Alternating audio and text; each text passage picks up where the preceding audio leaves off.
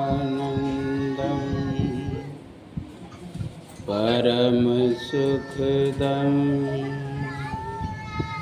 केवलं ज्ञानमूर्तिं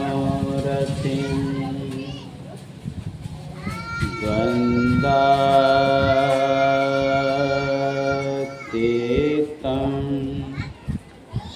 गगनसदृशं तत्त्वमस्यादिलक्ष्यम्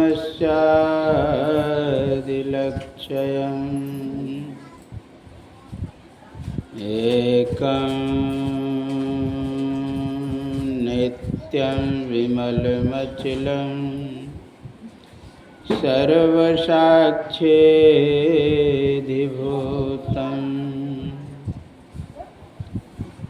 भावातीतं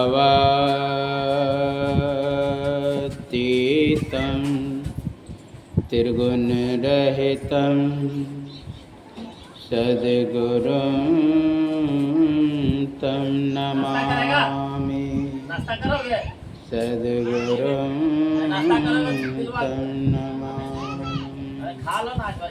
श्री सद्गुरु महाराज की जय।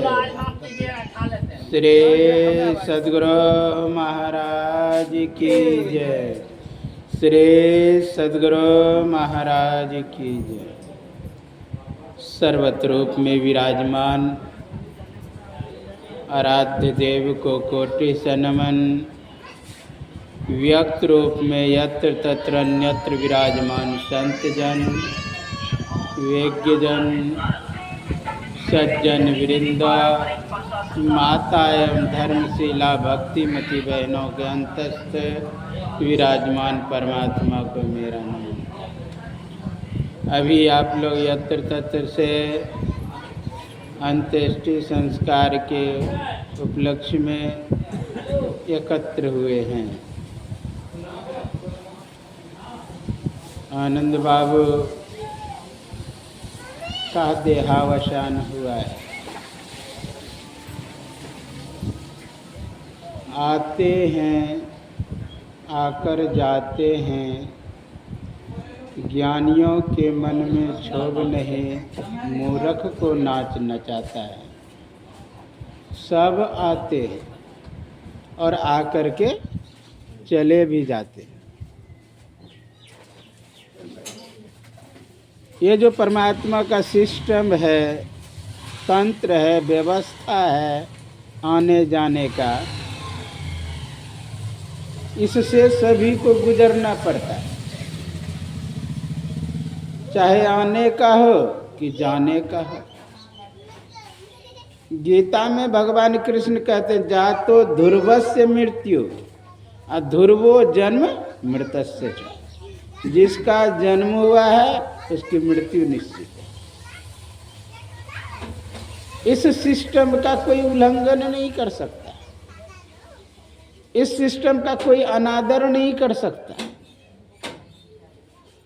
और जो अनादर करने का प्रयास भी करेगा, हो न हो वो सिस्टम का ही पालन कर रहा हो। कोई चाहे मैं मरूंगा नहीं, ये सिस्टम का विरोध हुआ, अब बचने के लिए भागे कहीं, तो वो जानते हैं कि सिस्टम के अंदर ही आ जाता है। कोई डॉक्टर के पास भाग करके जाते हैं बचने के लिए, कोई और किसी के पास जाते हैं साधु के पास बचने के लिए, कोई विदेश में जाके इलाज करते हैं बचने के लिए, कहाँ कहाँ नहीं जाते हैं। लेकिन हो न हो जहाँ बचने के लिए जा रहे वहीं उसकी मृत्यु हो। एक शब्द सुने होंगे, जिंदगी के तलाश में मौत के कितने पास आ गए। लोग इलाज कराने के लिए विदेश जाते हैं जिंदगी के तलाश में, डॉक्टर के पास जाते हैं जिंदगी के तलाश में, महात्माओं के पास जाते हैं, तांत्रिकों के पास जाते हैं जिंदगी के तलाश में। लेकिन उसे पता नहीं जहां जिंदगी खोजने जा रहे हैं वहीं मृत्यु हो।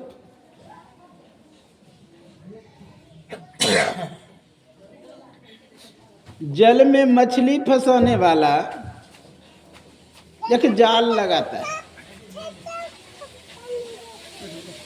जाल जो लगाता है वो केस ऐसा पतला होता है, वो धागा उसका, और उतनी बड़ी बड़ी मछली फंस करके मर जाता है।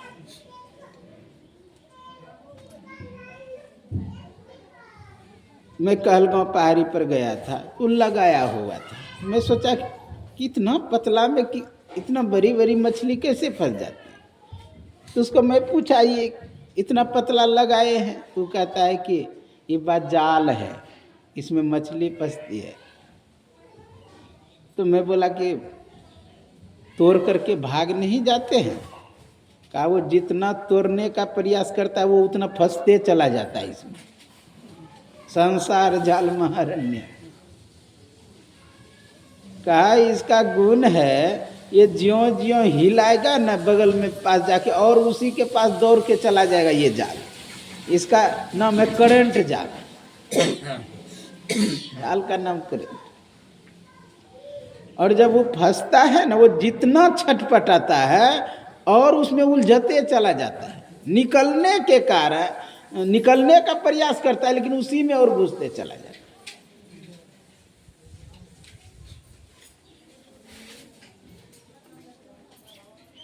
वेद व्यास के नाना मृत्यु से बहुत डरता था। वेद व्यास उसको लेके गए जमराज के पास, जमराज ले गए धर्मराज के पास, धर्मराज ले गए और देवता के पास। हाँ, जहाँ अंतिम लेकर के गए, चित्रगुप्त को बुलाया कि भाई ये मृत्यु से बहुत डरता है, देखो कि मृत्यु इसका कैसे होगा, तब ना उसका निवारण करेंगे। लिखा हुआ था जिस समय वेद व्यास धर्मराज जमराज सब एकत्र होंगे, नारद एकत्र होंगे, उसी समय मृत्यु, बस उसी समय मर गया वह। अब बोलिए गया बचने के लिए, खाता बही निकलवाने के लिए कि हम उस खाता बही में जो लिखा उसको काट देंगे, लेकिन उसी समय मृत्यु थी उसकी। आप लोग सुने होंगे कि एक छोटी सी पक्षी बाज को देख करके डर रही थी कि पता नहीं आज मेरी पारी है क्या। उधर से गरुड़ आए, तुम क्यों डरती हो? कहा कि देख नहीं रहे, बाज गौर से देख रहा है, लगता है आज मुझे झपट्टा मार के मार देंगे। कहा मेरे पीठ पर बैठो, मैं तुम्हें इतना दूर पहुंचा दूंगा, वहां बाज पहुंच ही नहीं पाएगा। पीठ पे बैठा लिया, 7 समुंदर पार, एक पहाड़ के खोहर में उसको घुसा दिया, बाहर से पत्थर लगा दिया। वहां से लौट करके गरुड़ आए और पूछते हैं बात से, तुम क्यों छोटी सी पक्षी को गौर से देख रहे थे? कहा आज उसकी मृत्यु थी, और वो भी 7 समुंदर पार। मैं सोच रहा था कि इतनी छोटी पक्षी ये 7 समुंदर पार कैसे जाएगी? कहा मैं तो उसे पहुंचाया। कहा कहाँ पे रखा है? कहा कि पहाड़ का खोहर है, और उसी में घुसा के बाहर से पत्थर दे दिया ताकि आप वहाँ चले भी जाओ ना, उस पत्थर को नहीं हटा पाओगे। कहा तब तो मेरा काम में हाँ सुलभ कर दिया। उसी में केकड़ा रहता, वही गला दबा के उसे मार दिया होगा। कहने का भाव उसे बचाने के लिए ले गए, लेकिन वहीं उसकी मृत्यु थी। लाख प्रयत्न करेंगे, पुरुषार्थ करेंगे, लेकिन ध्रुव निश्चित है कि मरना है। चाहे धनवान हो कि धनहीन हो, गुणवान हो कि गुणहीन हो, बलवान हो कि बलहीन हो, सेवक हो कि स्वामी हो, ब्राह्मण हो कि क्षत्रिय हो, कोई भी क्यों ना हो। चाहेंगे कि धन से बच जाएंगे, नहीं बच सकते। सोचेंगे बहुत मैं पढ़ाई किया, मैं गुणवान हूं, मैं उसके बल से बच जाऊं, नहीं बच पाएंगे। राजा परीक्षित बहुत प्रयत्न किया आपको अपने आप को बचाने का, ऐसा महल बनाया कि कीड़े भी नहीं प्रवेश कर पाए, उसमें बैठे वो। लेकिन आश्चर्य की बात यह कि कोई सेवक फूल का माला पहनाने के लिए ले जा रहे कि भाई अब गुरु जी को पहना देता हूं, अब उसी के अंदर कीड़े के रूप में तक्षक घुस गए।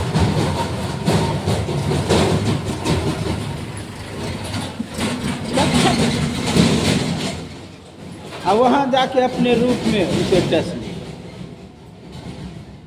क्योंकि ऋषि का सब श्राप था, इति लंघित मर्यादम तक्षके सप्तमी यानी, ऐ मर्यादा के उल्लंघन करने वाला राजा, जिस सर्प को तुमने मेरे पिते के गले में डाला है वही तक्षक जीवित होकर के 7वें दिन तुम्हें डसेगा। और यह साप केवल परीक्षित को नहीं, समझिए हम लोगों को भी है। आप कहेंगे परीक्षित को जिस समय श्राप लगा उस समय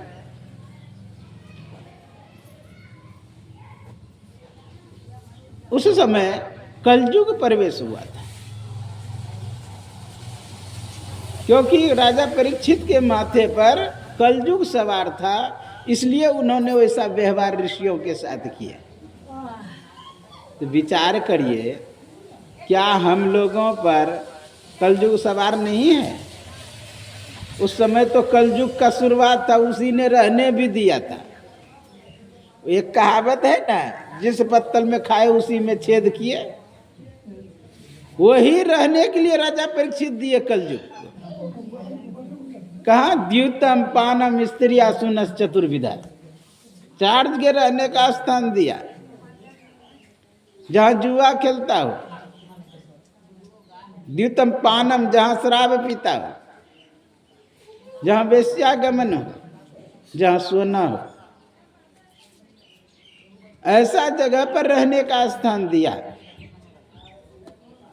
ये हमारे देश का संस्कृति सभ्यता नहीं है। द्यूत जुआ खेलना, पानम यानी शराब पीना। पहला दुकान कलकत्ता में खोले अंग्रेज ने शराब का दुकान, लोग पीने के लिए नहीं आते थे, और वहीं पर खोला जाता था शराब का दुकान जहां अंग्रेज रहते थे,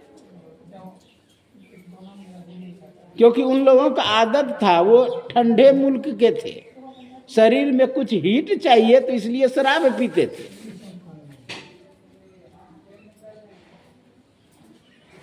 क्योंकि विदेश में जो है ठंडा मुल्क, यहाँ का अभाव, वातावरण आदेश नहीं देता है कि तुम शराब पिए, तो कोई लोग नहीं पीते थे। जहां फौज सब रहता था विदेशी के, अंग्रेजों का, वहीं पर खोला गया। अब सोचा कि पिएगा लोग कैसे, हमारा बिक्री कैसे होगा विशेष, तो फिर ही में पिलाना शुरू किया। कुछ ही दिन के बाद दूसरा पत्र लिखता है कि मुझे दूसरा दुकान खोलने का लाइसेंस दिया जाए। कहा कि पहले कहते थे बिकता नहीं है, अब दूसरा दुकान, कहा पहले नहीं, भारत के लोग पीता था, क्योंकि यहाँ का संस्कृति भी आदेश नहीं देता है, यहाँ का वातावरण भी आदेश नहीं देता है। लेकिन मैं फ्री में पिलाना शुरू किया तो पीना शुरू कर दिया। अब पीना शुरू कर दिया तो उस समय कहते थे तो नहीं पीता था, अब घर का सामान बेच बेच के आता और पीता है।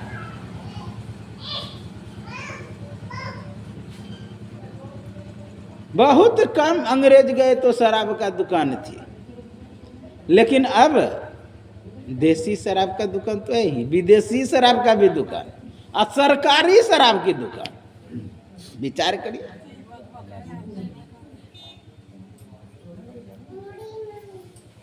हर पंचायत में कहां कहां खुल गया। इसलिए ये भारतीय सभ्यता संस्कृति नहीं आदेश देता है कि हम शराब पिए। शराब पी करके लोग अपनों की भी पहचान नहीं कर पाते, अपने आप को भी नहीं जान पाते। एक व्यक्ति जा रहे थे शराब पी करके, एक नाली में गिर गया। बरसात का दिन था। ज्यों ही नाली से निकला तो बिजली छिटकी। वो कहता है कि फोटो ही खींचना था तो हमको नहाने देते तब खींचते। उसको लग रहा है फोटो खींच रहा है उसका। मैं एक जगह पे देखा अनेक मूर्तियां बनी हुई थी और उसमें एक मूर्ति बना हुआ था क्या, शराबी का। शराब पी करके घोलटा हुआ है और उसके मुंह में कुत्ता पेशाब कर रहा है। गजब का मैं आश्चर्य देखा वहां। क्या लोगों को उपदेश देने के लिए बनाया है कि शराब पियोगे तो तुम्हारे मुंह में भी कुत्ता मुत सकता है, लेकिन गजब आदमी सब उसका भी पूजा करने लगा। शराबी को तो और मौज है कि भाई कि मेरा भी पूजा हो रहा है। मैं देखा मूर्ति का पूजा करन बगल में, उसमें भी अगरबत्ती जला दे। अरे गजब तरीका है भाई। कहने का भाव, वो मूर्ति को पूजा दूसरे तो भगवान है तो उसका पूजे कोई बात नहीं, उस शराबी को जो अगरबत्ती जला रहे हो वो दिया है संकेत सीखने के लिए कि भाई तुम यदि पियोगे तो ये हाल होगा। ज्ञान प्राप्त। लेकिन लोग नहीं, मूर्ति तो है, मूर्ति अब किसका है, किस लिए बनाया, इससे कोई मतलब लोगों को नहीं। अरे राम का मूर्ति है, पूज रहे तो उसका चरित्र जीवन में चरितार्थ करने के लिए दिया है।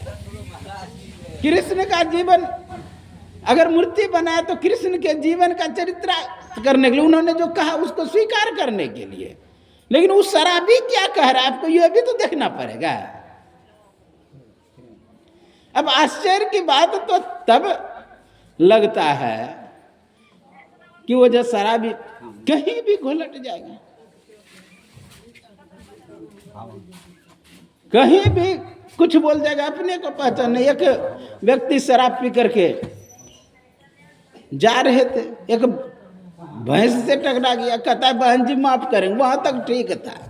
भैंस तो बेचारी बोलेगी नहीं, हाँ, लेकिन गया आंगन में अपनी पत्नी से टकरा गई, उसे भी कहते बहन जी माफ करेंगे। उसे दिया दो तो भी तुमको बहन जी दिखाई देते हैं। मतलब अपने का भी पहचान नहीं कर पाए। शराब पीने से ये दुर्गति होती है।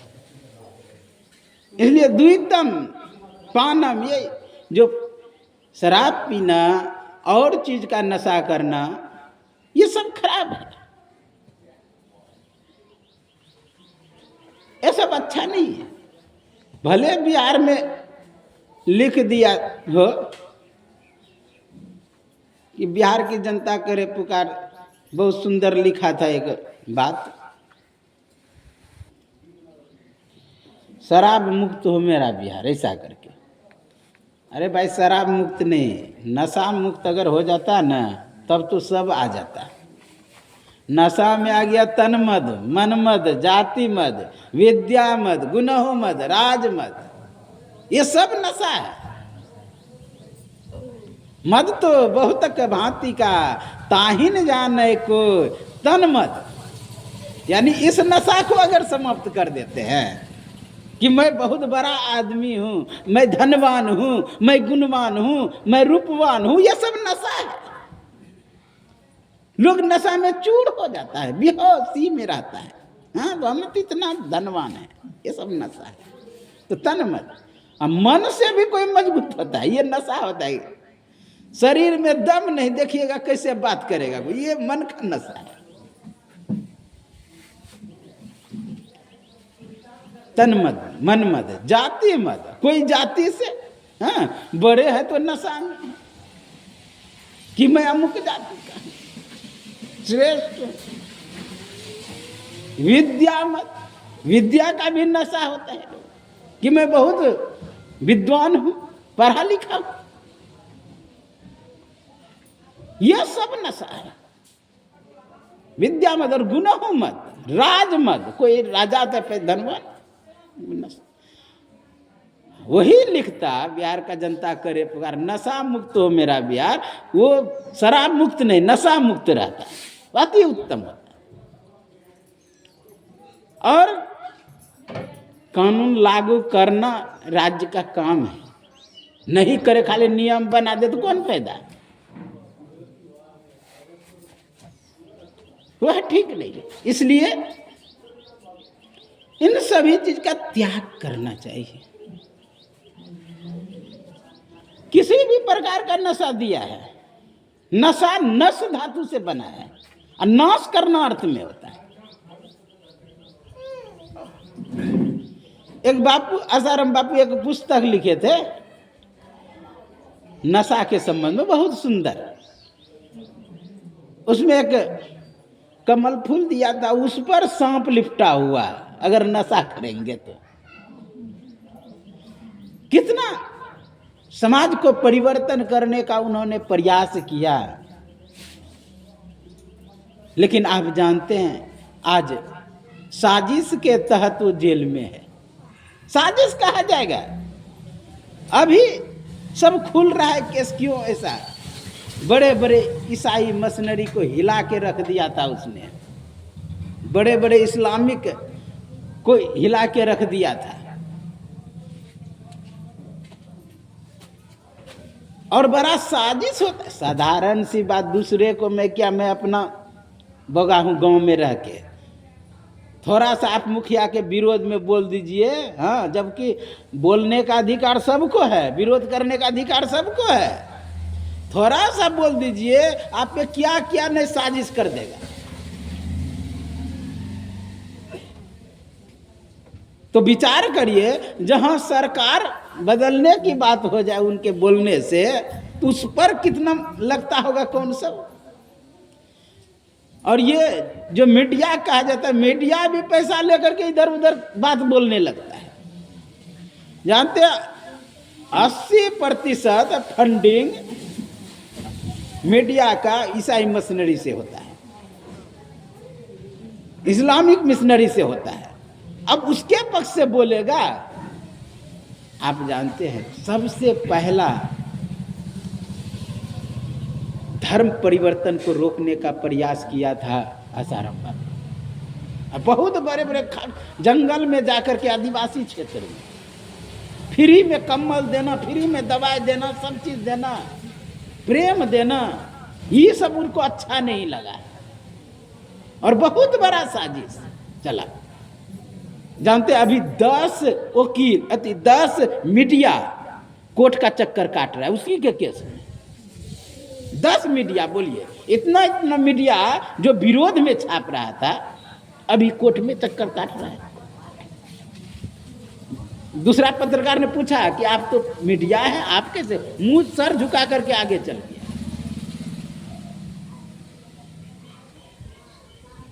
और तो और साध्वी प्रज्ञा का नाम सुने होंगे, इतना टॉर्चर किया, इतना कि रोना आ जाता है उसको देख करके। अब वहां सरकार का पूरी तरह साजिश कि इसको इससे बोलवा ये बात कि आरएसएस जो है नई आतंकवादी संगठन है, योगी जो है आतंकवादी है, हाँ, ये कहवाने के लिए कहने का बहुत बड़ा बड़ा साजिश के तहत कोई धर्म गुरुओं को टारगेट किया जाता है। अभी थोड़ा सा प्रेमानंद महाराज या अनुराधाचार्य कुछ बोल दिया तो क्या क्या नहीं लोग कह रहे हैं, लेकिन वही कोई प्रधानमंत्री को गाली दे देता है, क्या क्या नहीं बोल देता। कहता अभिव्यक्ति की आजादी है, अभिव्यक्ति की आजादी है, तो उसको अभिव्यक्ति की आजादी नहीं बोलने का, वो भी बोल सकता है। तुम्हारे लिए अभिव्यक्ति की आजादी है और उसके लिए अभिव्यक्ति की आजादी नहीं बोलने का। एक समय था, एक पुस्तक लिखा गया, कृष्ण तेरी गीता जलाई जाएगी, और एक बात, महर्षि लंपट, ऐसा लिखा गया। महात्मा गांधी से पूछा, कहने अभिव्यक्ति की आजादी है। इधर से भी एक व्यक्ति ने लिखा, रंगीला रसूल, हाँ, ज्यों ही लिखा, जानते हैं क्या कह दिया? कि ऐसे व्यक्ति को मार देना चाहिए। महात्मा गांधी को क्या कहिएगा? और उस व्यक्ति को मार दिया, जिसने लिखा था उसको मार दिया गया। और कहा कि धर्म को बचाने के लिए उसने कहा किया। तो धर्म को बचाने के लिए क्या उनके लिए धर्म? मेरा धर्म नहीं है। श्रद्धानंद स्वामी आर्य समाज के बहुत बड़े उस समय धर्म को रोकते थे। और आर्य समाजी ही एक ऐसा व्यक्ति है जो शास्त्रार्थ के लिए चैलेंज करता है सबसे। शास्त्रार्थ बातचीत करो भाई, यदि आपका धर्म श्रेष्ठ है, सब चीज श्रेष्ठ है, तो बातचीत करो। अब वो जा करके धर्म परिवर्तन रोकता था, घर वापसी करता था, और उसको मार दिया। अब उसमें भी बोल दिया कि धर्म को बचाने के लिए किया है। ये कौन सा धर्म है? जिस समय पाकिस्तान बंटवारा हुआ था, उस समय वहां से जो हिंदू आए हुए थे, दिल्ली में मस्जिद में कितना लोग ठहरे हुए थे, उन्होंने अनशन कर दिया कि उसको निकालो। जानते हैं वर्षा पड़ रहा है, ठंडी का दिन है, अब उस समय निकाल दिया जहां रहने का जगह नहीं। जो आया है बाहर से, वो कौन रहने देगा जल्दी है?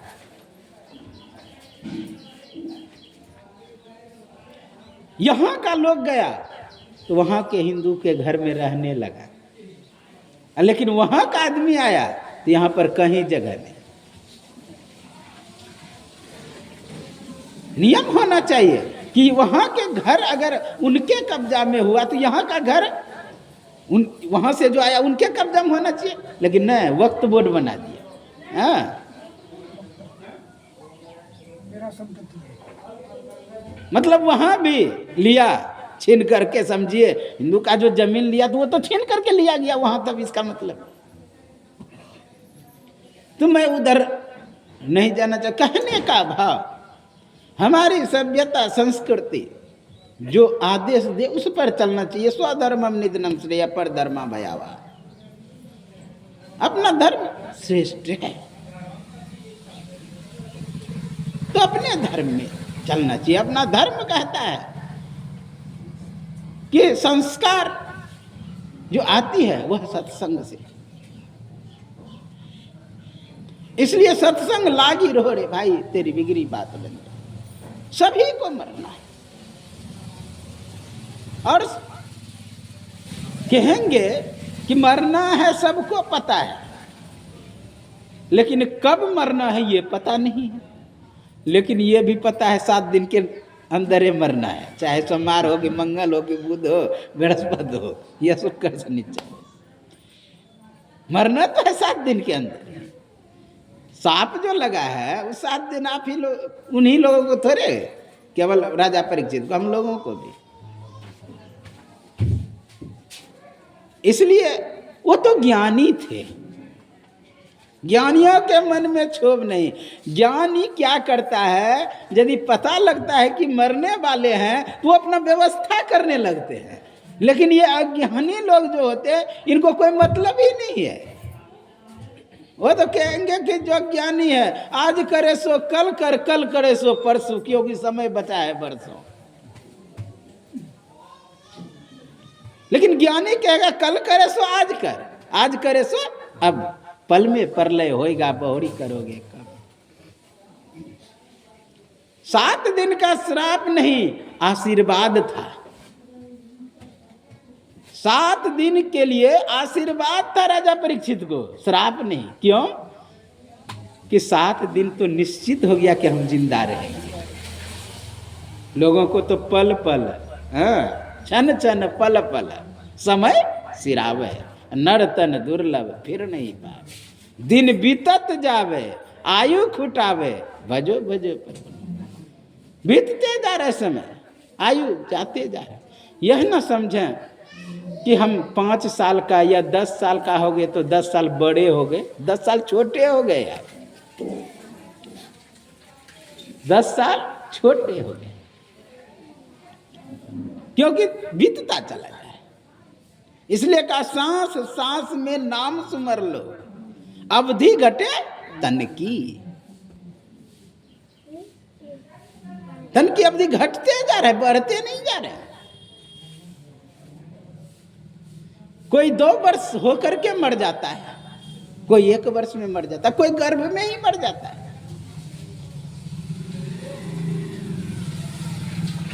जिस समय न्यूक्लियस वाला बना, जीन बना, उसमें जो संस्कार कोश है, उसके अंदर जो विद्युत पॉकेट है, उसके अंदर जो रश्मियां है, रश्मियों के अंदर जो छंद रश्मियां है, महतत्व है, मनस्तत्व है, प्रकृति है, वहीं से आपका घटना शुरू हो जाता है। बनने का मतलब नहीं है कि विकास, बनने का कोई भी मतलब नहीं है विकास से। आप प्रकृति से ले रहे हैं कोई भी चीज, आप संग्रहित कर रहे हैं तो विकास नहीं कर रहे हैं। आप हर क्षण हर पल कुछ भी आकर्षित कर रहे हैं तो प्रतिकर्षण भी करते हैं आप। आकर्षण गुण है तो उत्सर्जन भी गुण है आप में, और सृष्टि के हर कण में प्रतिकर्षण आकर्षण है। अच्छा, आप ऑक्सीजन लेते हैं तो कार्बन छोड़ते हैं। अच्छा, प्राण और अपान ये है क्या? प्राण मतलब लेना, अपान मतलब छोड़ना है। प्रो उपसर्ग है, अन मतलब आया, अपान प्राण अपान, अपान मतलब छोड़े कुछ भी। तो हर कण से भी प्रतिकर्षण आकर्षण हो रहा है, धन आवेश ऋण आवेश सभी में, पूरे सृष्टि में। और महतत्व के बाद यही जो 11 रश्मियां है, प्राण अपान व्यान समान उदान कूर्म धनंजय देवदत्त, यह सब जो रश्मियां है सब मिलकर के संगठित होकर के जो कहते हैं कि क्वार्क या स्ट्रेंथ बना है। वैज्ञानिक से पूछिए स्ट्रेंथ जो अंतिम में करे क्वार्क वो क्या है, तो वो नहीं बता पाएंगे। लेकिन इतना जरूर कहता है विद्युत पॉकेट है। अच्छा, पॉकेट में और कुछ भरा रहता है, खाली पॉकेटे रहता है।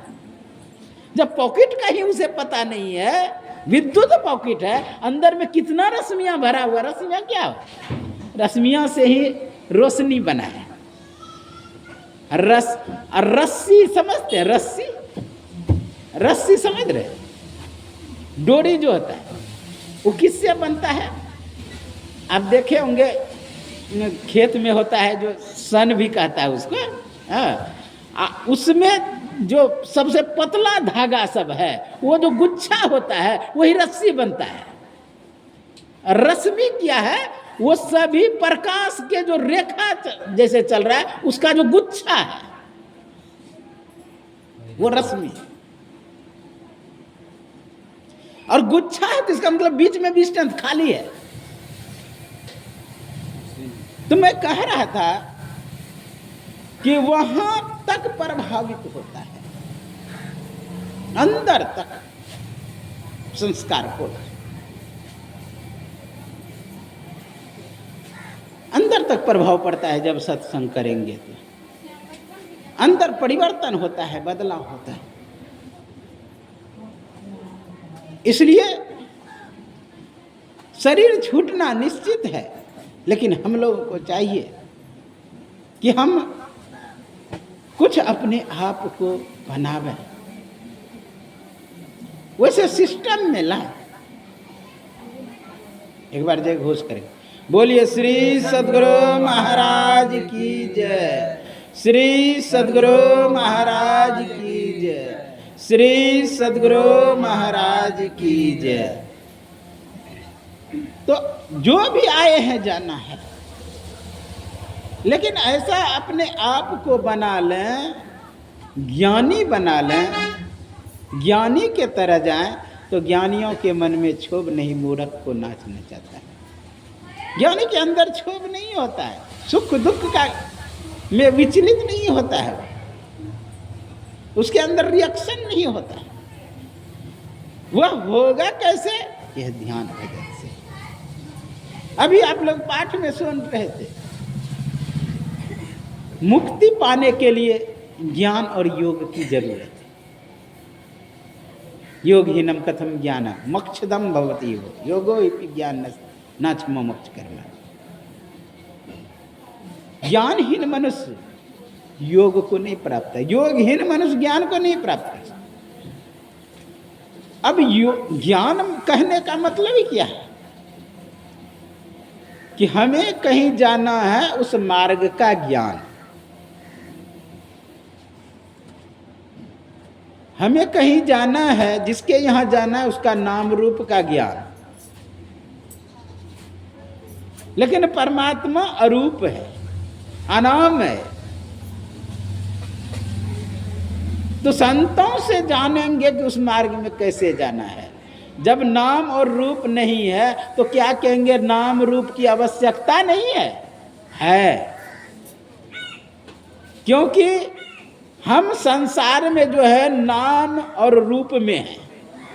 जैसे कोई जल के अंदर है, बीच नदी में है, जल में है, किनारा पाना चाहेंगे तो क्या जल की आवश्यकता नहीं है? जल की आवश्यकता है, और जल के सहारे से ही किनारे जाया जा सकता है। उसी तरह संसार में है तो संसारिकता के सहारे ही संसार से परे जा सकते हैं। ये पूरा सृष्टि नाम रूपात्मक जगत है। तो नाम रूप को आधार लेते हुए, जैसे एक नाम का जप देता है करने के लिए, अनेक नामों में मन भटका हुआ, एक नाम का जप, अनेक रूपों में मन भटका हुआ से एक रूप का ध्यान देते हैं करने। इसका यदि ज्ञान हो जाएगा तो हमें चलना प्रारंभ कर देना चाहिए। यह नहीं ज्ञानी कहने का मतलब है तुम बहुत बड़े साइंटिस्ट हो जाओ, तुम बहुत बड़े पुस्तक का संग्रह करने वाला हो जाओ, चारों वेद पढ़ने वाला हो जाओ। ऐसा कहने का भाव नहीं है। हाँ, ज्ञानान मोक्षमप्नोति, मैं भी समर्थन करता हूं, ज्ञान से ही मुक्ति मिलती है। लेकिन जिस ज्ञान के विषय में हम लोग समझ रहे हैं वह ज्ञान नहीं है। हम बोलेंगे ज्ञानी तो तुरंत लोगों का भाव होगा, पीएचडी डिलीट, ये करेंगे तो हम ज्ञानी हो जाएंगे। ये भाव नहीं है। वहां धर्म ते विरति जोगते ज्ञान, योग से जो ज्ञान होगा वो वास्तविक ज्ञान होगा। धर्म ते विरति जोगते ज्ञान, अज्ञान मोक्ष परद वेद वचन। योग से जो ज्ञान होगा उससे जो मोक्ष होगा, ज्ञानान मोक्षम प्राप्ति। इसलिए ज्ञान उतना ही जरूरी है लक्ष्य तक पहुंचने का जो मार्ग है। उपनिषद का ज्ञान वही है जो परमात्मा के समीप बैठा दे। उपवास वही है जो परमात्मा के समीप वास करा दे। ये सारा ये तना बना जो है शास्त्रों का, परमात्मा के पास जाने का मात्र साधन है, सहायक यंत्र है, सर्वाधार नहीं है। इसलिए हमें चाहिए कि नाम रूप का सहारा लेते हुए हम लोग आगे बढ़े, तभी हमारी मुक्ति होगी। नहीं तो हम जहां हैं संसार में, संसारिकता में उलझ करके मर जाएंगे। अंतिम में जो जो चिंतन होता है, यह भी पाठ में हुआ, जो जो चिंतन होता है वही वही वह होता है, वही वही हो जाता है।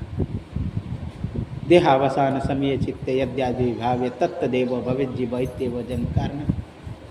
गीता में भगवान कृष्ण कहते हैं, यम यम स्मरण भाव तेजंते काले वरम तम तम व्यक्ति कुंते सदा तद भाव भाविता।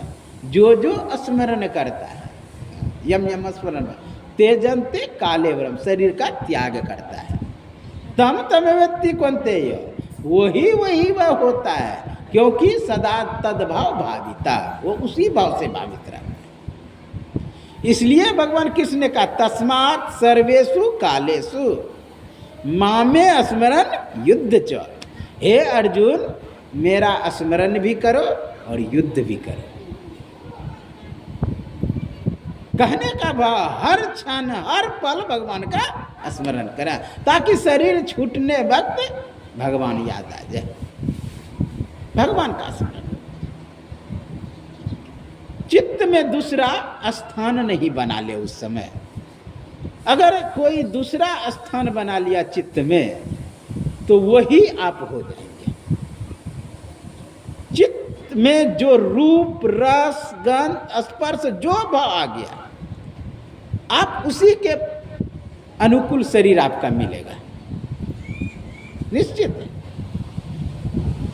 क्योंकि जिस वस्तु के इधर आप का भाव गया, हर वस्तु में आकर्षण है। हाँ, हर वस्तु में यदि आकर्षण है तो आप उससे आकर्षित हुए हैं भाव से, तभी ना आपको याद आया। वो कोई भी वस्तु व्यक्ति स्थान याद आया तो वह वस्तु आकर्षक, इसलिए याद आया। आप क्या होंगे, स्वयं आकर्षित हो जाएंगे।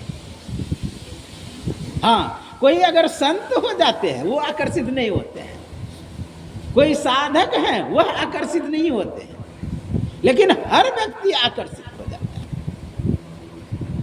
क्योंकि आप भी क्या है जानते हैं, एक तरह से रश्मियों का भंडार है। आप पूरे शरीर से कुछ त्यागते हैं, लेते हैं, तो वह त्यागा हुआ दूसरे में जाता है। और आप फिजिकल बॉडी से अगर छुट्टी हो गया तो वो कितना हल्का हो गया। हल्का आकर्षित होता है ना, विशेष जो हल्का होता है वो विशेष आकर्षित होता है। जैसे पृथ्वी से अगर छोटा कण कोई ब्रह्मांड में, वो विशेष पृथ्वी की ओर आकर्षित होगा, गुरुत्वाकर्षण बल कम करेगा। तो आपका अगर फिजिकल बॉडी छूट गया, यानी स्थूल शरीर, मिट्टी जल अग्नि वायु आकाश, तो वह तत्व जो होगा सूक्ष्म, वो कितना हल्का होगा। जो जितना हल्का होता है और उसकी गति उतना अधिक होता है। सबसे हल्का अगर हाइड्रोजन है, वो जो तत्व है जो हल्का है वो विशेष गति करता है, सबसे विशेष गति जो सबसे हल्का है। जैसे इलेक्ट्रॉन प्रोटॉन न्यूट्रॉन है। इलेक्ट्रॉन प्रोटॉन न्यूट्रॉन ये मान लीजिए प्रकाश की गति है। प्रकाश का गति 1,86,000 किलोमीटर एक सेकंड में, किमी में तो 3 लाख लगभग किलो एक सेकंड में। उससे भी एक सूक्ष्म कण है, उससे भी सूक्ष्म कण है डाल्टियन, उसकी गति है 1 सेकंड में एक ब्रह्मांड से दूसरे ब्रह्मांड, जो कि प्रकाश को जाने में लाखों वर्ष लग जाएगा। विचार करिए उसकी कितनी गति है। तो जो जितना सूक्ष्म होता है उसकी उतनी गति होती है। तो आपका यदि स्थूल शरीर झड़ गया तो जीवात्मा कितनी गति होगी, विचार करिए। और जिस वस्तु के प्रति आकर्षित हुए वहीं पर पहुंच गए और वही हो गए, उसी में मिल गए। और जिसमें जो मिलता है ना उसी पार्टी का कहने लगता है, जानते हैं ना। मान लिए पहले आप आरजेडी में थे और चले गए बीजेपी, तो बीजेपी का पार्टी हो गए। आपका अस्तित्व कहाँ है? आप तो अपने आप को मिला लिए। हाँ, कोई कोई वैसे ज्ञानी होते हैं जो मिल करके भी अपना अस्तित्व अलग रखता है। पप्पू यादव घोषणा कर दिया कि मैं कांग्रेस में मिल जाऊं, वो भी टिकट नहीं दिया, बस अगर ले लड़ गया। ये हुआ, अपना अस्तित्व में रहे। कहने का भाव क्या है, जो संत होंगे वो भले दूसरे से आकर्षित नहीं होंगे, जो साधक होंगे वो दूसरे से आकर्षित नहीं होंगे, लेकिन अन्य व्यक्ति, साधारण व्यक्ति, वो तो जान उसी में मिल के वही हो जाएंगे। उसी तरह सांसारिक लोग शरीर छोड़ेंगे तो चित्त में जो भावना आया उसी के अनुकूल शरीर मिल जाएगा। लेकिन संत होंगे तो अपने से जाएंगे, चाहे जिधर जाना हो अपना मन है। हम मालिक स्वयं है। हमको जो कपड़ा पहनना होगा मैं पहनूंगा, दूसरा कौन होता है मुझे कपड़ा देने वाला? मतलब परमात्मा आपको कर्म के अनुसार कपड़ा देता है, अज्ञानी को कर्म के अनुसार कपड़ा। लेकिन जो ज्ञानी हो गया, जो स्वयं परमात्मा हो, तो वो तो मालिक हो गया। मैं दरोगा का कपड़ा पहनूं कि इंस्पेक्टर का, कि राजा का कपड़ा पहनूं, ये मेरा मन है। इसलिए हमें चाहिए कि अपने आप को ज्ञान उपलब्ध करें, ज्ञानी बने। मरना और जीना ये तो संसार में होता ही है। आप लोग जानते, शरीर छूटना और छोड़ना सभी का होता है, लेकिन छूटना जो होता है वह अज्ञानी से होता है, और छोड़ना जो होता है वह ज्ञानी से होता है। छूटना और छोड़ना में जमीन आसमान का फर्क है। छूटता है अज्ञान में और छोड़ता है जान करके। तो हम लोग अगर ज्ञानी हो जाएंगे तो शरीर को छोड़ेंगे। अभी जो कबीर साहब की वाणी सुन रहे थे, मरिए तो मरी जाइए, छूट पड़े जंजाल। ऐसी मरनी को जो जीवत ही मरी जाए। जा मरने से जग डरे, मेरो मन आनंद, कब मरियो कब पाइयो पूरन परमानंद। ये है ज्ञानी का लक्षण। मैं मर जीवा समुद्र का। हाँ, ये शब्द जो आया ये ज्ञानी सबके लिए। इसलिए जिस दिन हम साधन करके भजन करके ज्ञानी बन जाएंगे तो उस दिन शरीर छोड़ सकते हैं। शंकराचार्य शरीर छोड़ के दूसरे के शरीर में घुस गया। गोरखनाथ का भी कथा आता है, दूसरे का शरीर छोड़ के दूसरे में घुस गया। पर का प्रवेश तो सजग है तब तो। अन्य आदमी क्या शरीर छोड़ के दूसरे में जाता है जल्दी? भले भूत बने हैं तो घुस जाता है किसी में, और वो भी माता पिता पिटाइए करता। कोई भी आदमी है संगे संबंधी, नाक में मिर्ची देगा तो कान में मिर्ची देगा, जल्दी भागो यहाँ से। तुम हो कौन? बोलिए। जगत में स्वार्थ का व्यवहार। जा दिन मन पंछी उड़ी जाइए, ता दिन तेरे तन तरवर के सबे पात झड़ जाइए। तीन नाम तन विष्टा कृमि हो, नातर खा के उड़ैया। जिन लोगन से नेह करत है ताही देखी गिनैया। जिन पुत्रन को बहुविधि पालिया, देवी देव मने अजहु मूढ़ करो सत्संगत, संतन में कछु भैया। इसलिए हमें सावधान हो जाना चाहिए। कोई किसी का नहीं होता है। विश्व विजेता सिकंदर बहुत धन एकत्र कर लिया, लेकिन बाहर हाथ रख के जलाया गया, ताकि दुनिया देख सके कि विश्व विजेता सिकंदर दुनिया से कुछ लेकर के नहीं गए। मरते समय का गए लुकमान, मृत्यु का कोई दवा नहीं। इसलिए हमें चाहिए साधन करें, भजन करें। ये जो आनंद बाबू का शरीर छूटा है, बहुत अच्छे व्यक्ति, हाँ, हमसे तो बातचीत होते रहते थे और बहुत अधिक बातचीत होती। जानते हैं, वो अपना कहते थे कि मैं पहले सिरधर बाबा के साथ रहता था, हाँ, सिकलीगढ़ धरारा में रहा हूँ। अब संयोग था कि हम इधर आ गए, लेकिन बड़े महात्मा जो गुरु महाराज कहते थे, जो मैं हूँ वही सिरधर है, जो मैं हूँ वही सिरधर है। सिरधर बाबा के विषय में कहते थे। अब गुरु महाराज का प्रमुख शिष्य में से है, सबसे पहले शिशु है। इतना समर्पण सिरधर बाबा का कि घर का सब जमीन बेच करके आश्रम के नाम से करी। इतना समर्पण, कर्मठ साधु थे। और वो धरहरा में रहते थे। धरहरा आश्रम के वो महंत थे। धरहरा आश्रम का कहावत है, जो धरहरा आश्रम में महात्मा टिक गया वो सभी जगह टिक जाएगा। क्योंकि जमीन है 100 बीघा, हाँ, मोहनिया में है, बगल में वो गढ़ पर है, किला पर है। किला जो वो कहता है हिरण्यकश्यप का जो है, प्रहलाद खंभ जहाँ पर है। तो कहने का वहाँ जमीन है। इतना खटता है महात्मा, दिन रात परेशान होकर भाग जाता है। कहा यदि वहाँ जो टिक गया, समझिए असली साधु, कहीं भी रह सकता है। वहाँ पर रहे हैं ये, कहने का भाव। बहुत बड़े महात्मा का सेवा किए हैं, तो निश्चित है जो कुछ गंधी दे नहीं तो भी वास सुबास, नहीं भी अगर देना चाहेंगे ना महात्मा, मान लीजिए फूल है, अब वो देना सुगंध नहीं चाहेगा तो वो जाएगा ही। इसलिए कीट न जाने भृंग को कर ले आप समान। इन्होंने बहुत अच्छा कार्य किया, साधु महात्मा का सेवा भी किए और ध्यान भजन भी किए, सत्संग भी कराए। भाव बहुत रहता था कि हम ये करावे वो करावे, बहुत भाव रहता था। लेकिन अब विरुद्ध होने चला था, शरीर काम नहीं करता था। कितना बार बोला कि चलते हैं हरिद्वार, लेकिन शरीर नहीं काम उतना करता है। मान लिया अब ये तुलसी बाबू चाहे कि हम जाएंगे तो अब क्या जाएंगे? तुलसी बाबू चाहे कि हम जाएंगे अब हिमालय में ध्यान करेंगे, अब संभव है? अब ये दोनों भी साथी, अब दोनों बढ़िया हम देखते थे, बातचीत करते थे।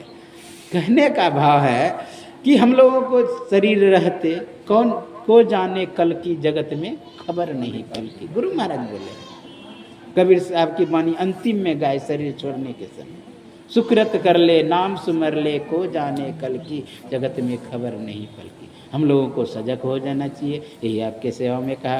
बोलिए श्री सद्गुरु महाराज की जय। अधिक समय हो